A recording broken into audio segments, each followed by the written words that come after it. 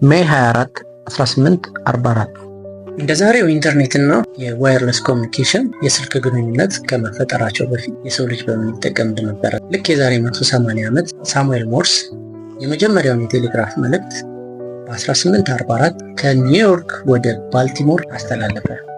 ይህ መልእክት what has God wrought ይላል። ይህ ማለት የእግዚአብሔርን ድንቅ ስራ እዩ እንደማለት ነው። ከጄምስ ሞርስ የቴሌግራፍ መልእክት በኋላ በ1876 አሌክሳንደር ግራሃም የመጀመሪያውን የስልክ መልእክት ከባለቤቱ ሄሎ ጋር ተለዋወጠ።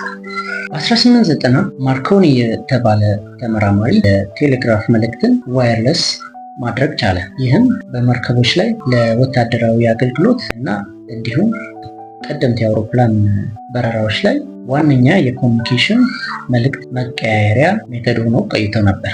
የሞርስ ኮድ ዛሬም ድረስ በወታደራዊ እና በደህንነት መስሪያ ቤቶች ዋና የመግባቢያ ወይም ሚስጥራዊ መልእክት መለዋወጫ ቋንቋ ሆኖ ቀጥሏል። ልክ የዛሬ 180 ዓመት ሳሙኤል ሞርስ የቴሌግራፍ መልእክትን ያስተላለፈበት ቀን ነበር። እንደዚህ አይነት አጭር መረጃዎችን ቢያገኙ ደስ ይላችኋል ብላችሁ ለምታስቧቸው ሰዎች ሼር አድርጉላቸው። ላይክ እና ፎሎ መቅጨት እንዳትረሱ።